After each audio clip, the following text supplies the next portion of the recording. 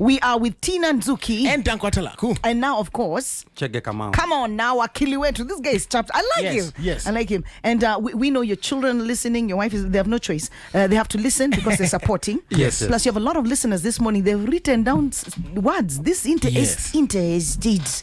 You know, we're talking succession laws. That's what we're talking. Yes. You know, you said something about the interstate succession. But I'm wondering which assets pass the interstate succession, because there could be some Interstate. Interstate. Yeah, did I say interstate? You said interstate. Yeah, interstate. Okay. So. Yes. But I need to find out. Let's say, for example, you die without a will in Kenya. Yes. Your assets, I guess, go to your closest watus. Who does the law recognize as the main? Okay.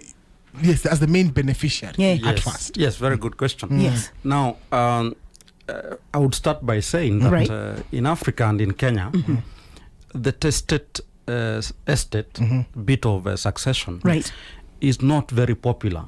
That is a question of people writing wills. Is not very popular. Exactly. Yes. Probably in the next generation, they will be writing, but as we speak, it's not popular. Most Africans have this belief: when I start writing a will, I'll die tomorrow. Yes, I'll die tomorrow. And therefore, the tested succession is not very popular.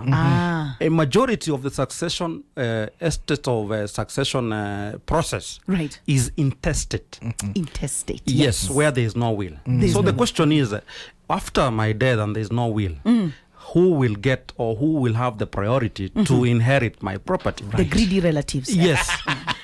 So the point is that when there is no will, then we shall proceed and administer this estate as per the law.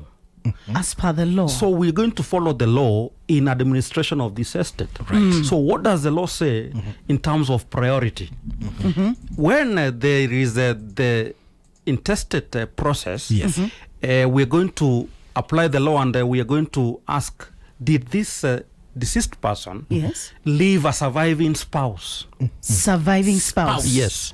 We are calling spouse because it can be a husband or a wife. But the point is, surviving spouse will be given the first priority to administer the estate, not to inherit first. To administer the estate. What is administer? Hold on. I was even going to ask, can you define spouse? Because now you have surviving spouse is. Yes. Now, of course, when you look at our laws, that is the Marriage Act and all the matrimonial laws, there is now the introduction of the law saying that we can recognize previous wives if it can be shown that indeed they had gone through a recognized marriage ceremony, then they become surviving spouse. But unfortunately, we do not have a provision for husbands. So that sorry. Yeah. So there is that recognition of surviving. Future past wives.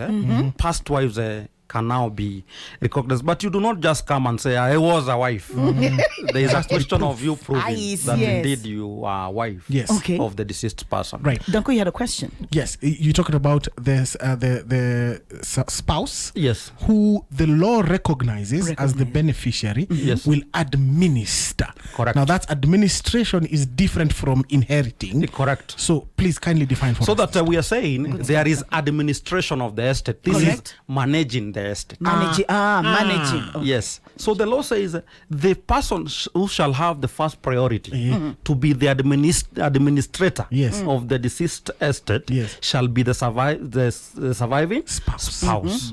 So let's take an example of in the scenario that we have a husband who has died and has left a surviving wife. So the spouse there shall be the wife, and therefore the wife has the first priority to be the administrator of that estate. Come on. Okay. And why does she administer the estate? For the benefit of the children, so that now the persons who will be inheriting ought to be the children, but she will be the administrator. Wow. So she will be holding this property not for herself only, but for the benefit of the children. That's right. Love it. So that as a child, you do not have any right to even challenge your mother in court and saying, I have the first priority to administer the estate as a son. No. The law says the wife. And therefore it is with the wife, your mother, who will go to court, petition the court to get what we call letters of administration. Right. Once she has been given the letters of administration, she will have the power to administer, manage the estate. Yes. And the law says that if it is some revenues that are coming from the property, she has exclusive right to use the revenues for her benefit during her lifetime. Yes. Okay? Yes. Then thereafter, after her demise or remarriage, the children now can come to the picture. Wow. Love it. Because I don't know, I've seen this happen, and so much so in where I come from geographically. An area where the firstborns, there's always a scuffle. Yes. A tuffle. You find someone, yeye na mama yake hawasikizani because mzee left us. Yeah. And the mom is managing now as she's the administrator of the estate. But the firstborn, because even traditionally they have been told that they actually inherit, they're the first in line for inheritance. Correct. There's always a very big scuffle because they're like, unaninyima haki yangu. Haki yangu. Yes, in fact, I'm speaking to that problem. Yes. Where we have, in central Kenya, by the way, yes. It is not the first son, the sons. The sons themselves, yes. Corroborate, and they normally push out even the widow. Yes. In fact, in most cases, the widow will come and tell you, my sons have told me I do not have land here. So you got many cases from widows concerning succession. Yes. Wow. Widows are really oppressed by their own sons. So at the end of the day, by the time this widow is dying, she has no even land to be buried on. Wow. Because the sons are saying, you do not have any land here. But we are saying the law. The law says it is that widow, that mama who is very old. Yes. That mama you are saying does not have land. Yeah. She has the first priority to administer the estate. Yes. After getting the letters of administration, now she decides and now distributes this land to you, the sons, and all the children. Right. Now, the point here that should be understood by our listeners is that the law now says, when the Kenyans passed the 2010 constitution, it is not only the sons. It is even the daughters. Even the daughters. Very good. So the law says all the children have the right to equally share the property. Okay. Yes. Because this is now where we're going to come in. Tutapambana tu kidogo. Yes. Manake, she's not married. This daughter of this house. She's not married. Or she is. Or she is married. But she's the only daughter. Here in Pal Radio, you say daughter. Yes. Yeah, she's the only daughter of the deceased. Yes.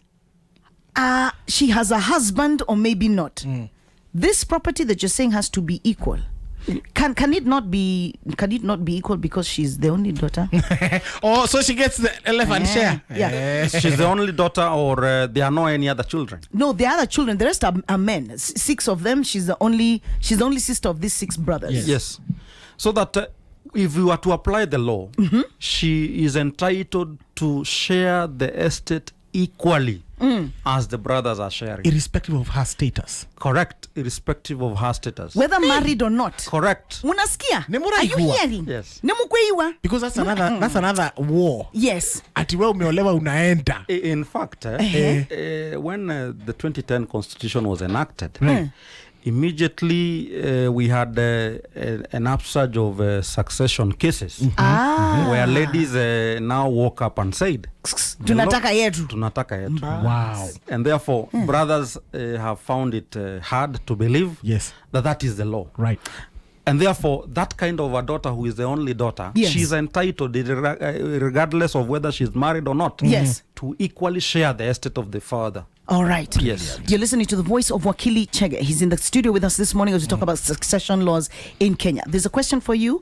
You have been asked about the intestate succession. Yes. What happens when someone has passed on, but the assets were in a exchange situation? For example, the transaction. Yes, there's a transaction already taking place. Yes. How you have, this car, the car sell owner.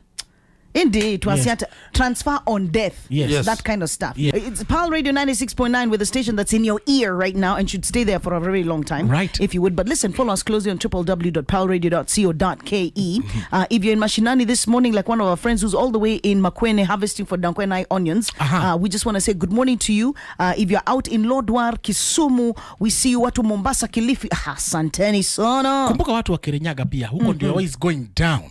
In Kirinyaga County. Yes, where 300 invites were only sent out. Were you one of them? And there was chaos. There was chaos because there were 300 invites. They needed 3,000 or I don't know what they needed. But that's where the Mashujaa Day celebrations are going down. Of course, the president, the whole government is there. Imagine. So Nairobi hatuna government yet. Yes. So do whatever you have to do. No, don't do that. We're kidding. Don't do that. Well, we have him in the studio with us. If you look through the camera, just wave at the people right there. Just wave at this. Yeah. Oh, is it that one? Which one is it? It's okay. This one. Oh, it's this one. Yes. Good evening, viewers. Yeah, good.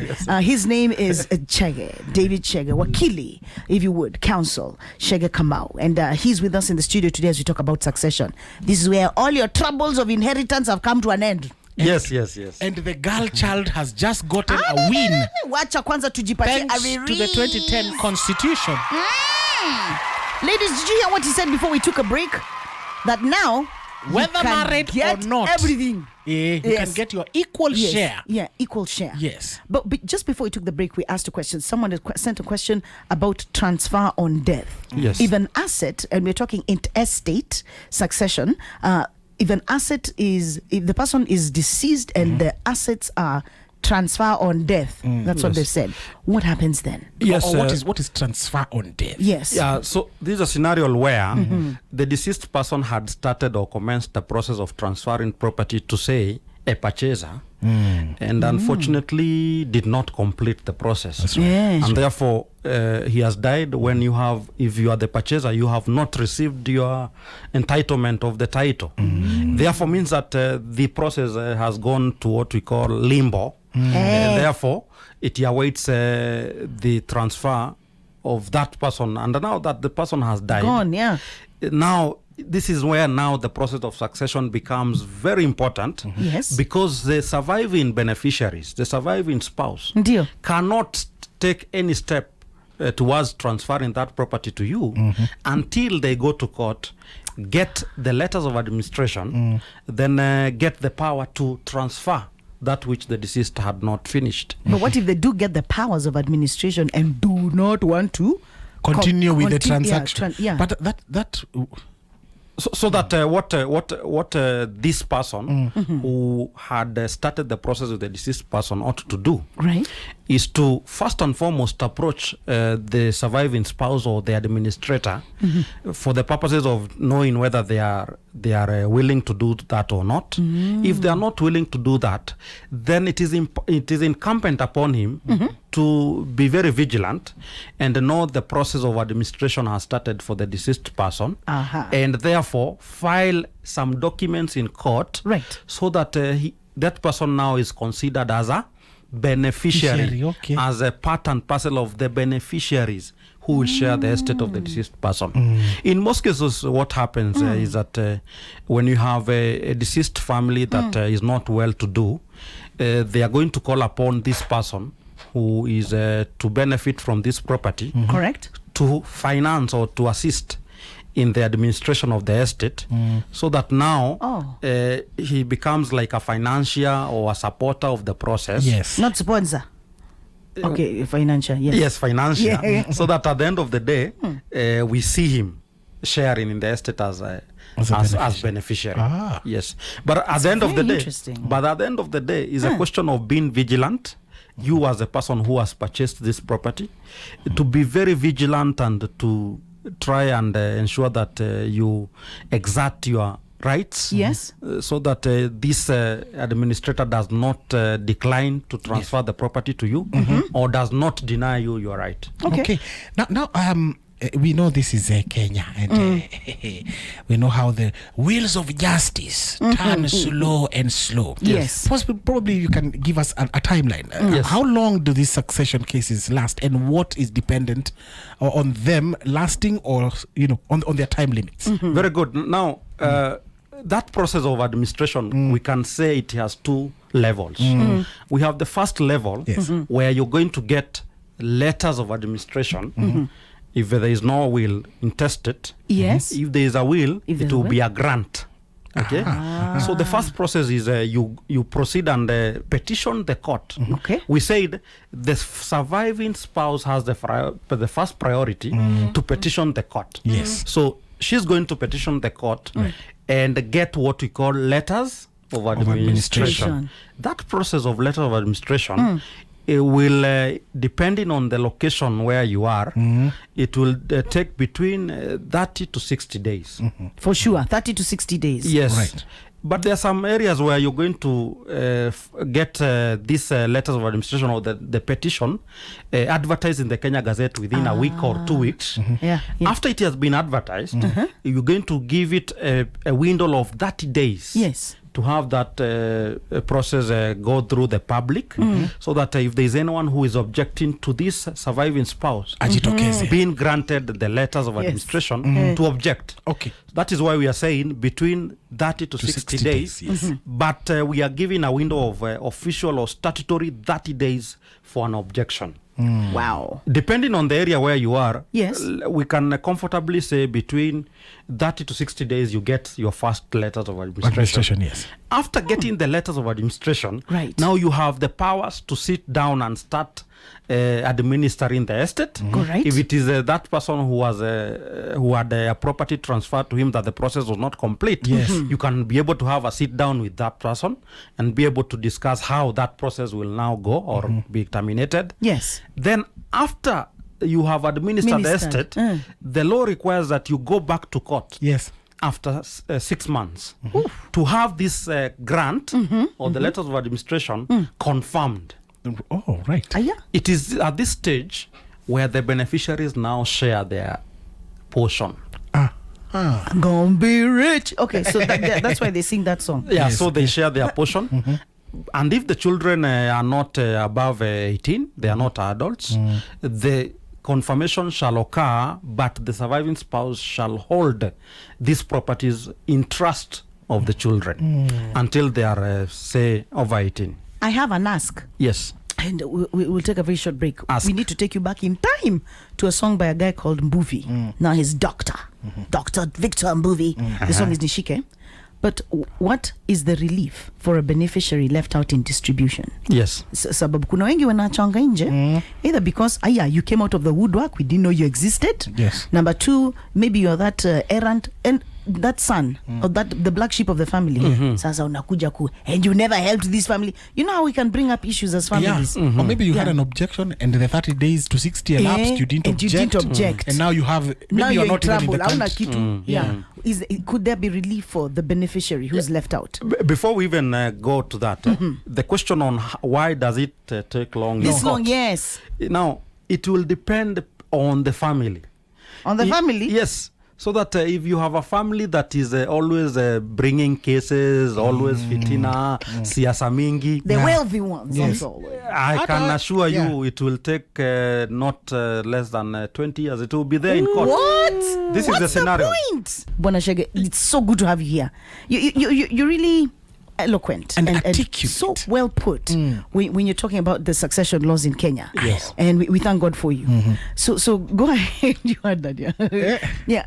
Let's create that scenario. Let's paint the scenario we're talking Yeah, about. the scenario that I wanted to give was an estate where we have 7 beneficiaries Yes. as children. Then each and every child hires a lawyer to ventilate an issue in the succession case. So those are I 7 lawyers. can assure you that this matter will take a number of years in court. This is true. That explains why I was saying that it will be incumbent upon the family to determine the duration of their case. So that if you are a family that is always fighting, Always. I can assure you the matter will be in court for many years. We handle cases that were filed in 1980s, and still we have not distributed the estate. Oh my. Seriously?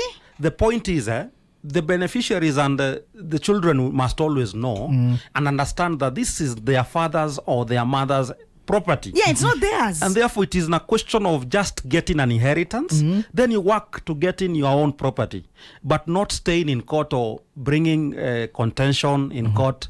And at the end of the day, whatever your father had worked for many years goes into paying lawyers' fees. I imagine. So at the end of the day, you don't get to distribute anything.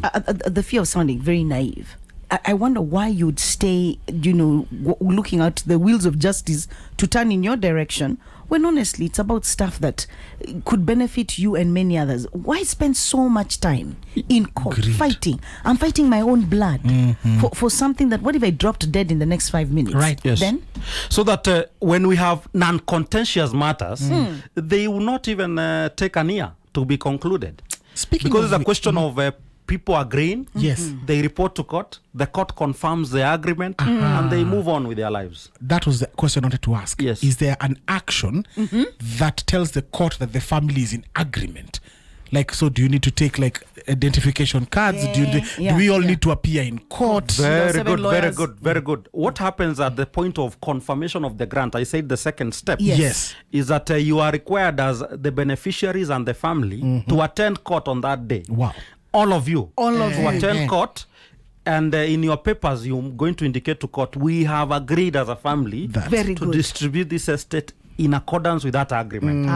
The court will ask a very simple question. Yes. Have you all agreed with that proposal that is before me? Yes, we have. If they have, Yes. then the court confirms. In fact, it does not take more than 10 minutes. Na hiyo story measure. Correct.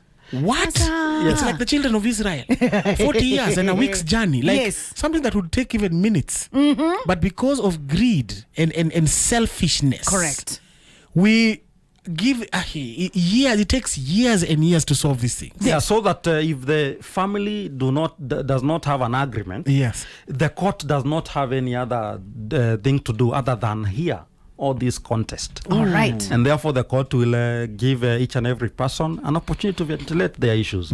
And that explains why some matters will take long in court. Wow. So Yes. if you're listening and you're a beneficiary of an estate, but you missed out, oh yeah, there's relief. I believe there's relief. Correct, correct, There's correct, relief. correct. Wakili Chege is here with us. Chege right. Kamau. Yes. Yeah. We talk about succession laws in Kenya. Right. You have any questions? Please feel free now. Tumefungua nini. Send them to 0702 969 969. That number serves as a WhatsApp and SMS number. You have any questions? 0702 969 969. Better still, you might be thinking, I need to talk to Wakili right now. It's burning me. Why don't you call him? 0701 969 969. He will answer your question. That's 0701 969 969. But for you, beneficiary that missed out, there's relief. Yes, yes. So there are a myriad of reliefs that are available to that beneficiary who was left out. First and foremost, at the point of the notice or the petition being advertised in the Kenya Gazette, we said we have a window of 30 days. Yes. You can object and indicate to court that I'm not comfortable with this person being the administrator of the estate of my father. Right. Unfortunately, most of Kenyans are not aware of the Kenya Gazette issue.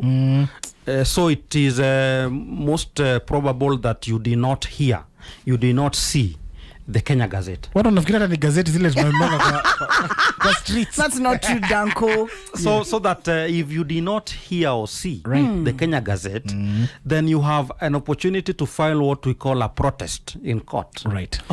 To say that I am not comfortable and I do not want this person to continue administering the estate of my father. So you file a protest in court. That is, if you did not find the opportunity within the 30 days window that was given at the Kenya Gazette point. Yes. However, if during the 30 days you are able to find that opportunity or get to see and hear of the Kenya Gazette before the lapse of the 30 days, Right. you also can ensure that you notify the court All right. not to issue the letters of administration. Yes. But unfortunately, if the letters of administration were issued and now we are at the point of confirmation of the grant, Yes. confirmation of the letters of administration, at that particular point you have the right to attend court and file your papers, indicate to court reasons as to why this person should not be confirmed as the administrator of the estate of your father. Now, let's say that the grant was confirmed.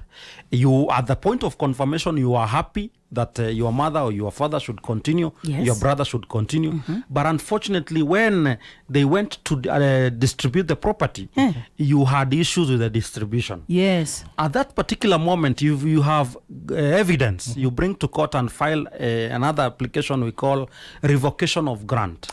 So you tell the court, this person who was confirmed is not honest, is not straightforward. Yes. We have issues. You bring that evidence, and therefore you ask the court to revoke that grant and give it to another person who you think is a proper administrator. But Wakili, there are people who come up and say things like, this person is not good, they're not okay, even mentally. Yes. And this is not true. So this thing can drag on for years. Yes, but at the end of the day, any allegation you make before court has to have evidence. Correct. In the absence of the evidence, it will be struck out. It will be dismissed. And if you are not lucky, dismissed with cost. So you have to pay that cost. Yes. So children. Yes. Do they get equal share? I'm talking about a scenario where the beneficiary, the spouse, the surviving spouse has her children, but then during the 30 days, some other family appeared somewhere, but they were not legally married. But they are indeed, proof has shown that the children are of the deceased. Yes. So do the children all get equal share, or what happens in such a scenario? Okay, now, the law recognizes children, whether they are legitimate or illegitimate, as children of the deceased. Yes. Okay. And therefore, if you are a child, if you have evidence to show that you are the child of the deceased, you come now to share equally as a child. What about grandchildren? Now, grandchildren are not entitled to come and share directly from the estate. What happens is that they share from their parents. Okay, they get a share from their parents. So they get from the children of the deceased. And therefore, unless you have evidence to show that there is no surviving child, then you come to share as a grandchild. Wow. But you are not entitled to share directly from your grandmother, unless your grandmother gave that directly to you in a will. But if you are following intestate succession, we have to give your parent first, or the children of the deceased first. Yes. Then you share now from the estate of your parent. When does the state get to step in to acquire my property if I'm deceased? Yes.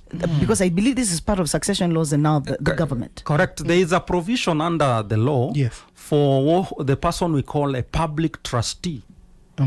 So that if we have a family that does not have anyone to come and administer the estate, or they are not organized, or they do not have a know-how, you make a formal request to the government through a public trustee, the office of the public trustee, who will come and administer the estate on behalf of the family. Wow.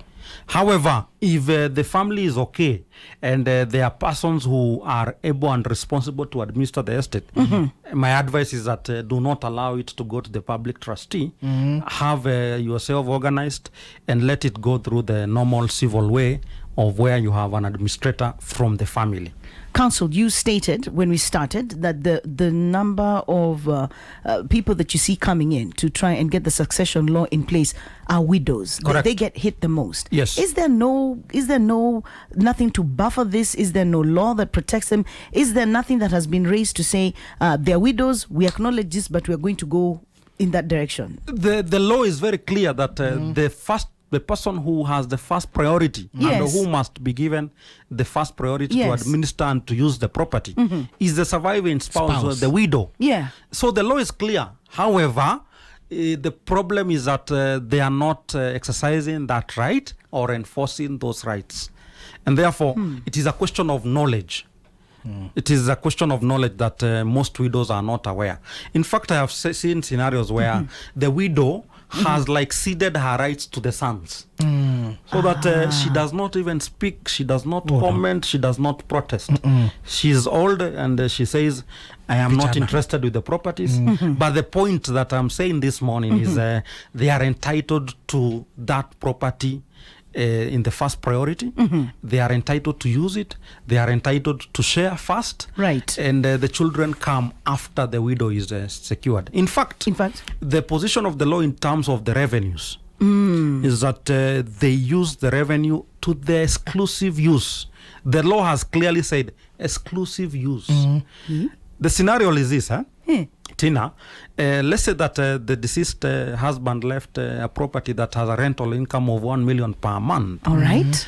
And most children will come to fight the widow and say, we want a share of the 1 million. Please be giving us an allowance every month out of the 1 million. The law says the 1 million she receives, she has a right to exclusive use without any question. Okay? If she wants to give you, it is not an entitlement. It is a favor she has given you. What the law prohibits her from doing is selling that property.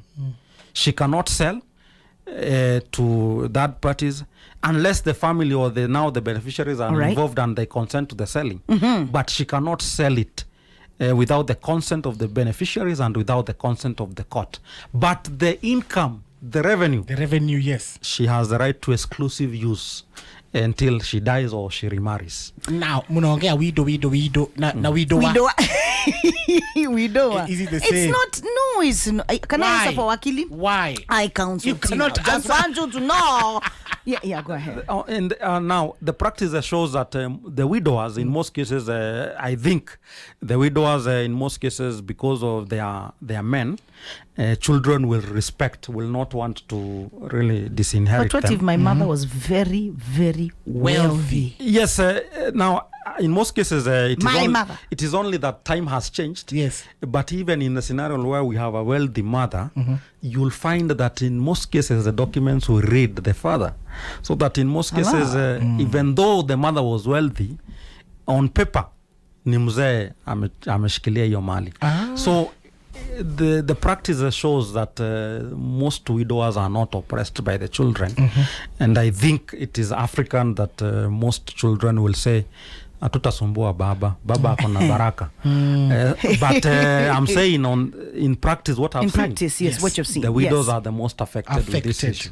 Yes. Do you have any questions? Send them to 0702-969-969. We talk about succession laws in Kenya today with Wakili Chege Kamau. That's right. There is a process, Wakili, that is troubling my mind. I'm wondering if the succession process is different where faiths are concerned, like the Muslims. How would they deal with it? Because they have the Qadhi courts. And we, of course, can just romp around in any court and just shut it down. So let's talk about that in just a little bit. Correct. Let's talk about the extension of faith, where faith is concerned concerning succession laws. Yes. I know the Muslims have the Qadhi courts.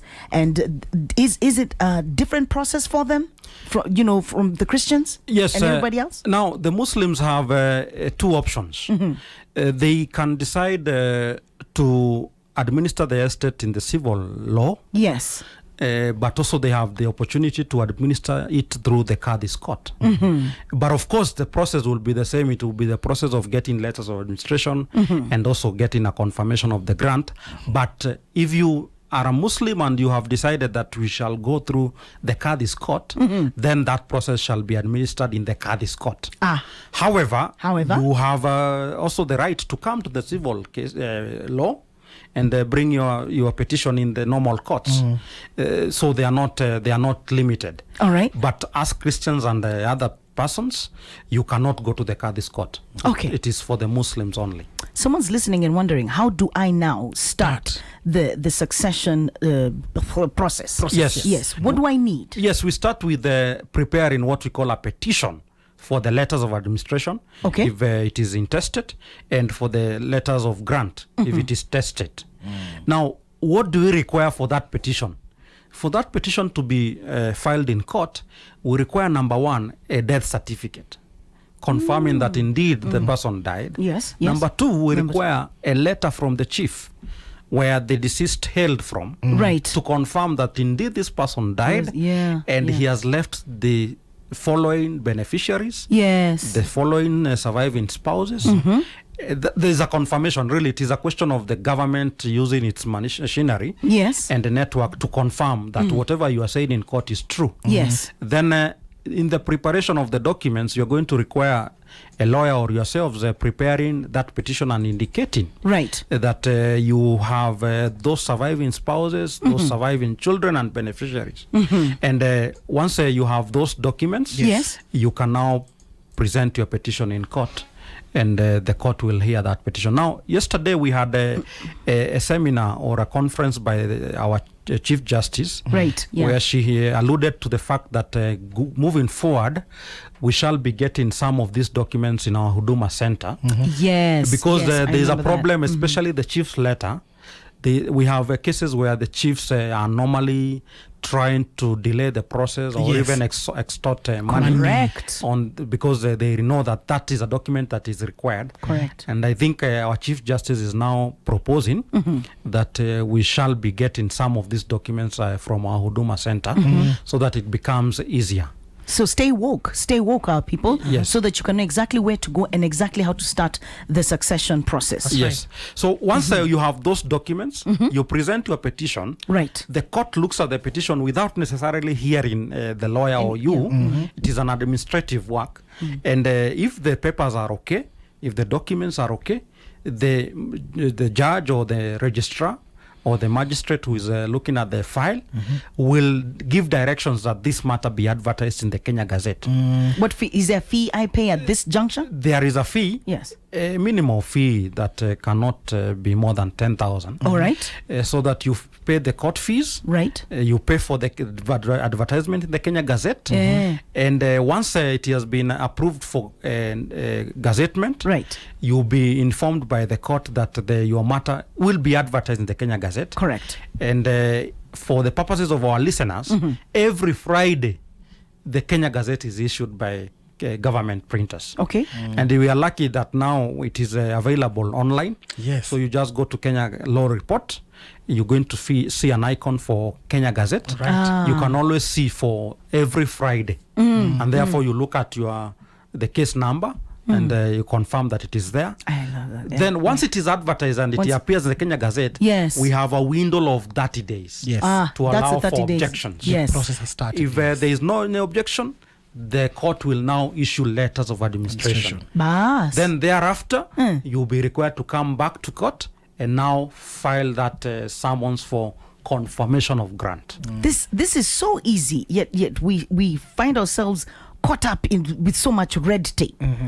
Kenyans, maybe it's because we're not educated to this. At this point of confirmation, that is where you will have people who have issues coming out to delay. But if you do not have issues, that is the day when you're going to finish this succession process. Because I said it does not take more than 10 minutes in court.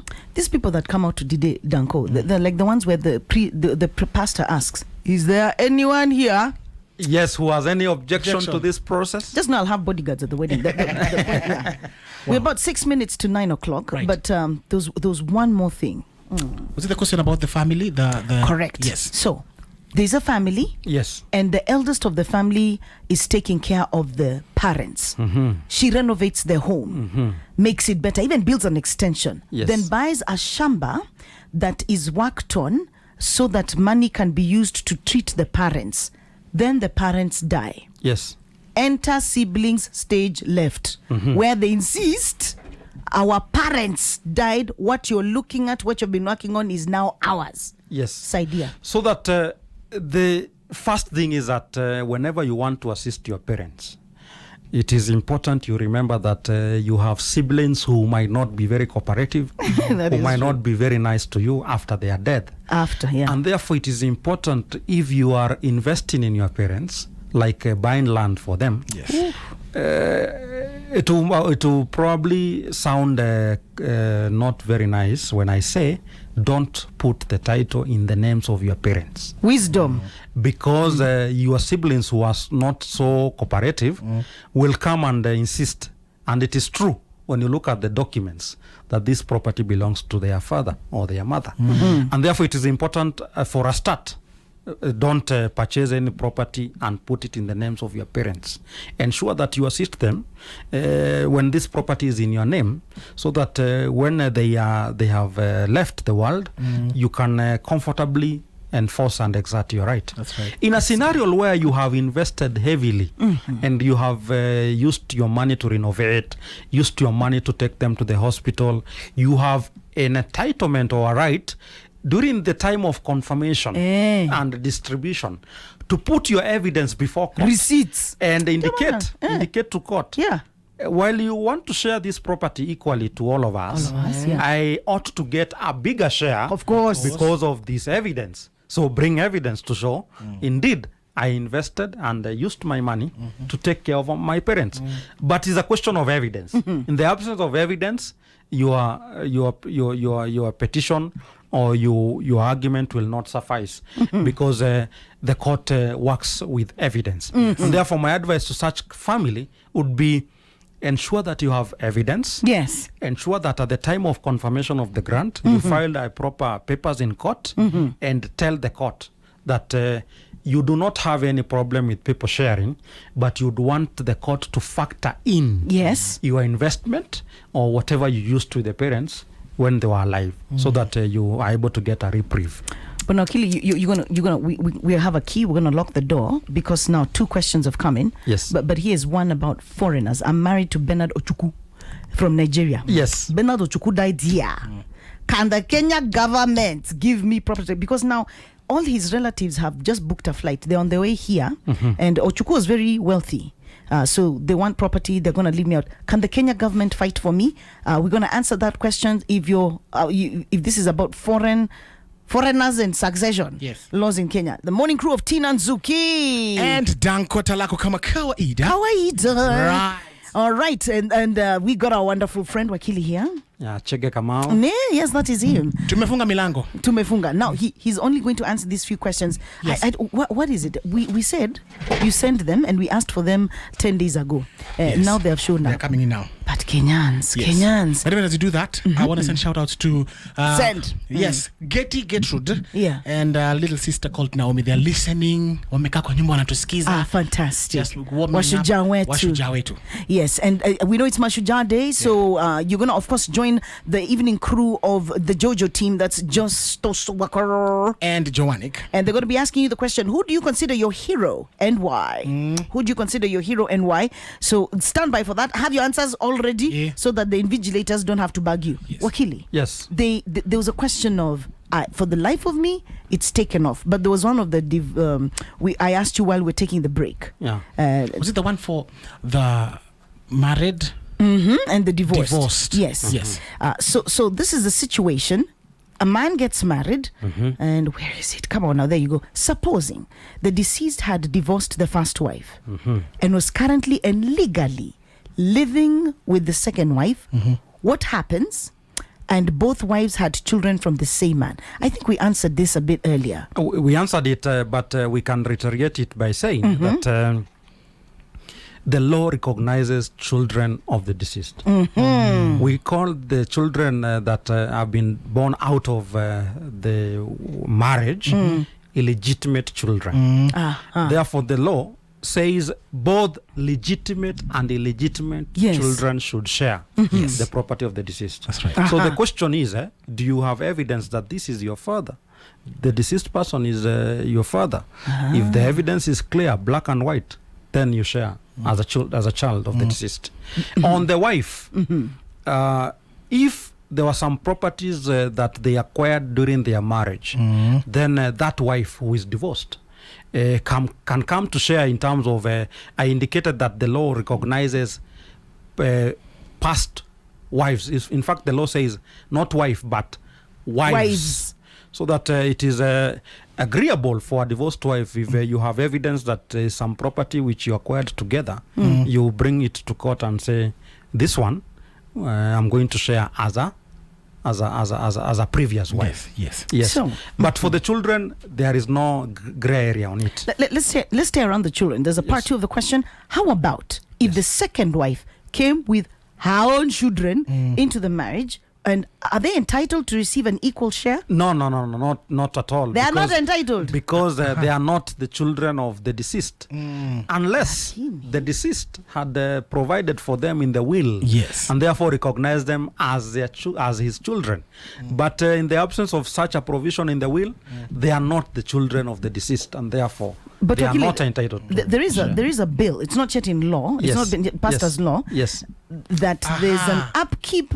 The children from another marriage need to be given a particular monthly upkeep or stipend. Yeah. Okay. Now there is what we call a dependent under the succession law. Yes. There is what we call there is a person we call a dependent. Dependent. Yes. Yeah. So that even if you are not a child of the deceased, and you have evidence that you are a dependent, meaning that you are depending on the deceased for the basic needs, then at that particular moment we are not treating you as a child but as a dependent. And therefore the law allows you to make an application for provision, reasonable provision, as a dependent. Yes. And therefore in that case, if these children of this lady Yes. who has been married with the children by the deceased Right. have evidence to show that they were dependents of the deceased, then at that particular moment they can apply for a provision.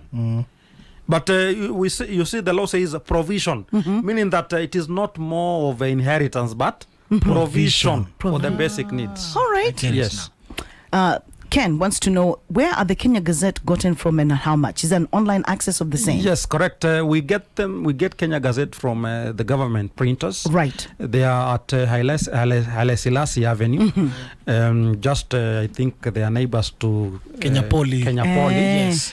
But I said we are fortunate that Kenya Law Report has done that easy work for the Kenyans to access it online. Yes. So you just go to the Kenyan Law Report website. Yes. You're going to see an icon for Kenya Gazette.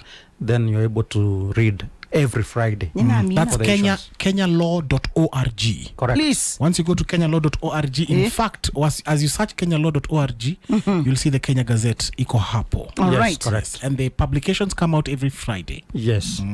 I don't know what to say, but counsel, you have been fantastic. I mean, we are so educated and informed right now, we can start our own law firm. We are thankful. We are very thankful. What do we call it, Tina? TIDA. Tidu. T and do advocates. Yes. Yeah. But there was that question maybe in passing. Sorry, go on. We can answer it in brief. Go ahead. Of this lady who is married to a Nigerian. My goodness, that's the one. I don't know. Yes. The Nigerian had property in Kenya. Kenya, yes. And then he died.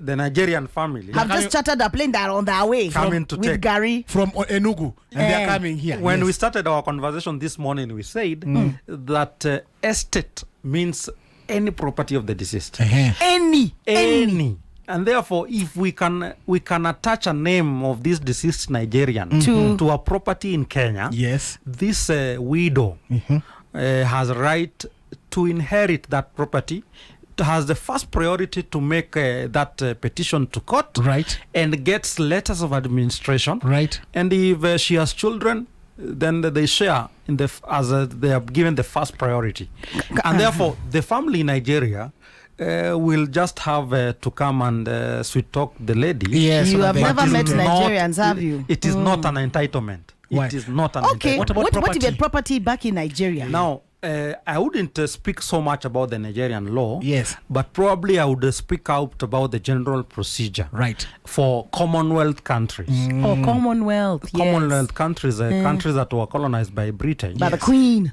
Nigeria being one of it. Yes. When we have a grant in a Commonwealth country, you have an entitlement as an administrator to proceed to the other country where the deceased had properties, right, and make what we call resealing, an application for resealing of the grant.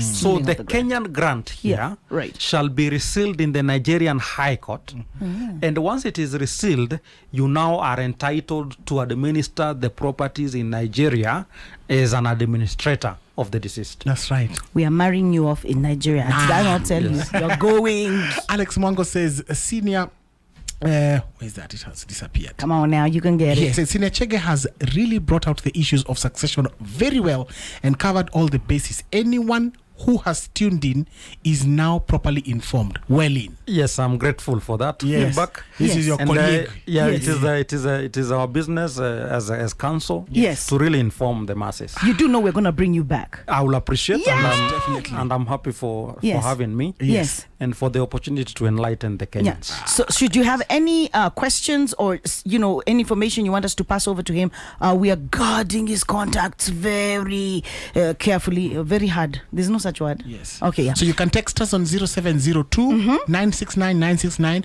We are going to be the mediators. Yeah, we are the yes. Yeah. Council, do you know how to DJ? Not really, but I'm always up for challenges. Some in nice- life. Hey, I I love like this. it. This is good. Yes. Wing wing. He's up for a challenge. Yes. But you know your music. I mean, because we are hip hop, we Yes. are gospel. I mean, we are hip hop, urban, R&B, gospel. Yeah, during the break, I indicated to you I'm happy to listen to the Western Nigerian gospel. Hey. Yes, Yeah, called so- out music. Akina Tim etc. Dekolo and Yes. everybody else. Timmy So Dakolo. I would say that is my music Yes. right now. He's lighting up like a bulb. Good. But we are so thankful you made time to come meet with us on Mashujaa Day, when you should be enjoying a hearty breakfast, which I think you're going to have. Please remember us as you bite into your sausage and into your croissant and into your eggs. We are here Right. working hard for this nation. But thank you, Wakili. Thank you, Council. I mean, this has been a lot of information. Yes. Whoever's tuned in, like Alex Mwango has said, they now know what they need to do. And the best thing about it is that we'll have snippets and tidbits of this conversation on our YouTube channel. That is Pal Radio KE. You can always go there and refer, even on our social media handles, that is on our social media pages, that is Facebook and Twitter. You can always go back and refer. Yes. But if you have a question, remember the number 0702 Yes. 969 969. Now, one thing that Council does not know is that we have 5 seconds of something. Yes. In 5 seconds, all you have to do is give us 5 answers in 5 seconds Yes. of something. For example, Yes. I'll ask Duncan the question. Duncan, Yes.